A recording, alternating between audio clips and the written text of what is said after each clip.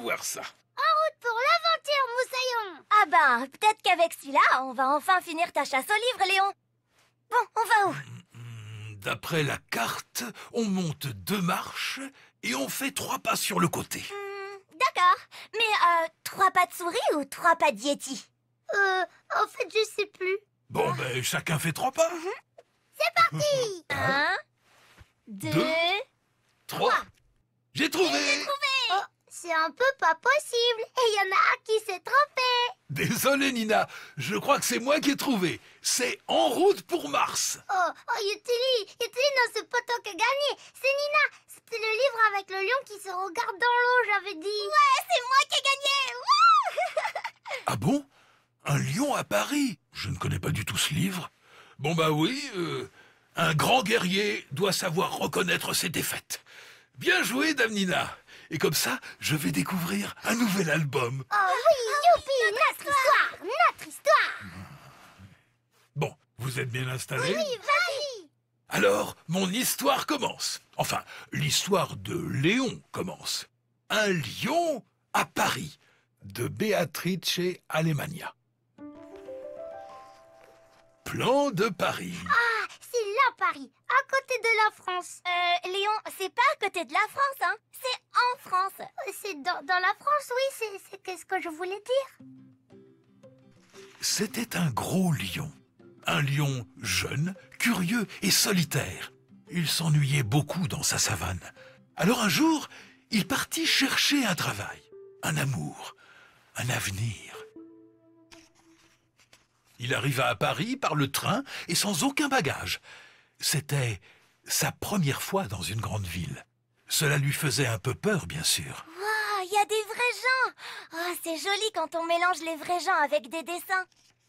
Le lion attendit de voir s'il ne terrorisait personne. Il se demandait si les gens se mettraient à crier, s'ils s'écarteraient, horrifiés à son passage, ou s'ils le pourchasseraient à coups de fusil. Pourquoi les gens y feraient ça? Il est gentil. Oui, mais si c'était un vrai lion de la vraie vie, il pourrait les manger. Oui, mais c'est pas un lion comme les autres. Les gens couraient avec une drôle d'épée sous le bras, mais personne ne songeait à l'attaquer. Cela le surprit.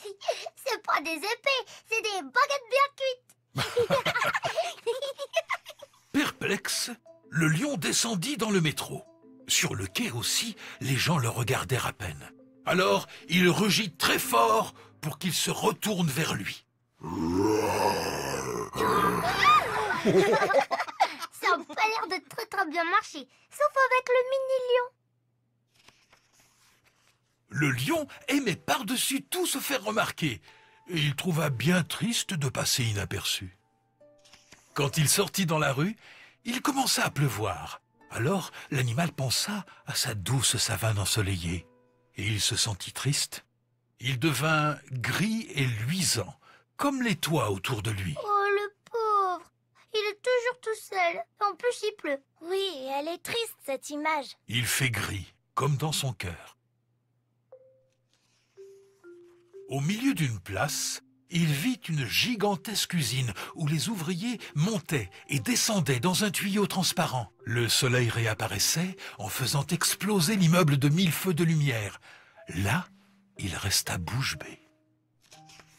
Le lion marcha le long d'un fleuve qui coupait la ville au milieu, et le fleuve lui sourit, comme un miroir.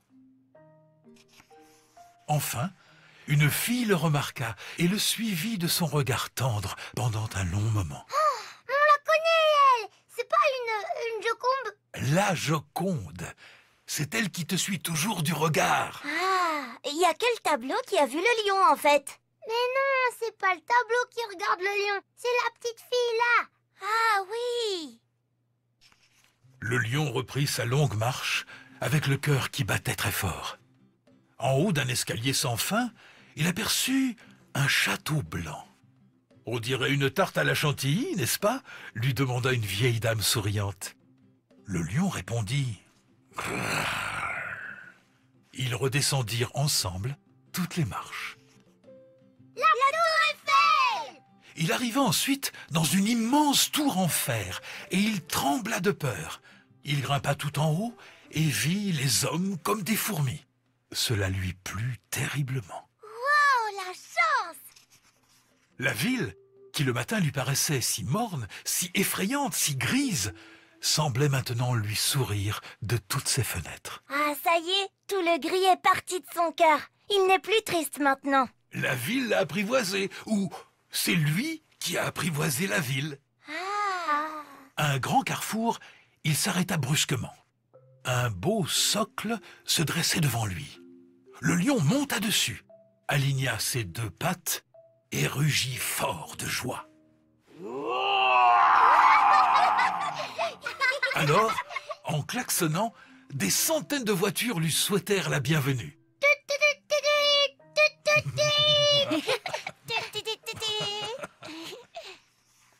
Celle-ci est ma place, pensa le lion en souriant. Il regarda au loin et décida de rester, immobile et heureux. Oh, il fait la statue. Il n'est plus tout seul maintenant. Mais oui, ce n'est pas facile. Il faut au moins tout un livre pour se sentir bien dans une nouvelle ville. Fin.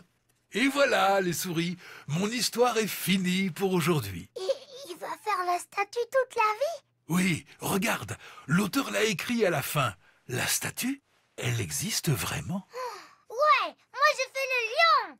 Oui, moi aussi. Oh oui, bonne idée. On joue aux statues. Mon ukulélé. La musique. Youpi! Moi j'adore ce jeu. Statue.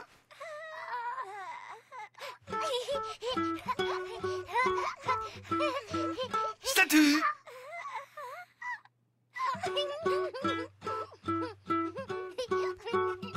Yetili, tu dois dire statue. Oh là là, il va plus s'arrêter de jouer. Bon, on va y aller. Allez, au revoir Yetili. Au revoir Yetili. Statue. Nom d'un Paris-Brest praliné. Où sont-elles passées? Nina? Léon? Elles sont déjà parties. Bon ben, je vais jouer aux statues, tout seul alors. Statue!